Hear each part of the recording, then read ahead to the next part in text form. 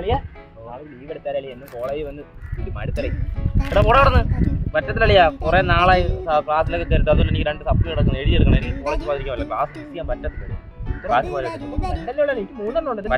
Sorry അല്ലേ, ഇനി class പോകണം. നീ വേറെ ആരെങ്കിലും വിളി. Bye by.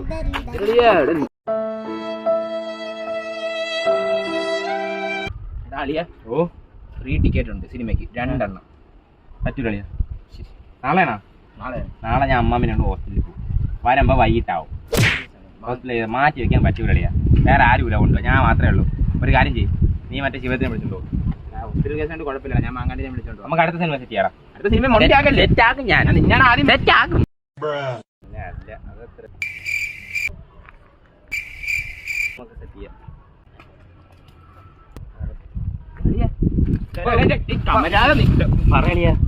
നീ മരത്തിന്റെ പരിപാടി എഴുന്നേറ്റ് ടൂർണമെന്റ് തേങ്ങ എല്ലാം കൂടെ ഉള്ളത്. അളിയാ നാളെ ഒരു ടൂർണമെന്റ് ഉണ്ട് ക്രിക്കറ്റ്. നീ വരുന്നെങ്കിൽ വാ. പറ്റൂലേ? കാലുണ്ട് ഇപ്പൊ വീണൊന്നും മടങ്ങി തോന്നറിയാ. ഉച്ചിരി മുമ്പേ നീ ഫോൺ വിളിച്ചു പറഞ്ഞാൽ ഞാൻ വരില്ലായിരുന്ന. നീ എന്തോ മരത്തിന്റെ അത് എനിക്ക് ഹോസ്പിറ്റലിൽ പോകണം തോന്നുന്നില്ല. അമ്മ തറവി തരും. എന്താ ഒരിടത്ത് വിളിച്ചാലും വരാത്തത്? അല്ലേ നമ്മൾ വിചാരിച്ച കണക്കൊന്നുമില്ല. ഭയങ്കര റെസ്പോൺസിബിലിറ്റി ഉള്ള പയ്യനാണ്.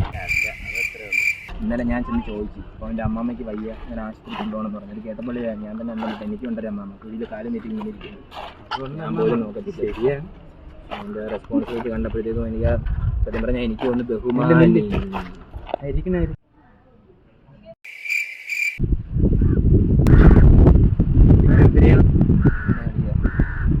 കള്ളം പറഞ്ഞില്ല. എനിക്ക് അതാണ് സഹിക്കാൻ പറ്റാത്തത്. അങ്ങനെ എൻ്റെ അമ്മാമ്മയുടെ കോടാലി കയ്യിലെടുത്ത് ഞാൻ ഇരിക്കുവാനെ ഓത്തപ്പിക്കണം.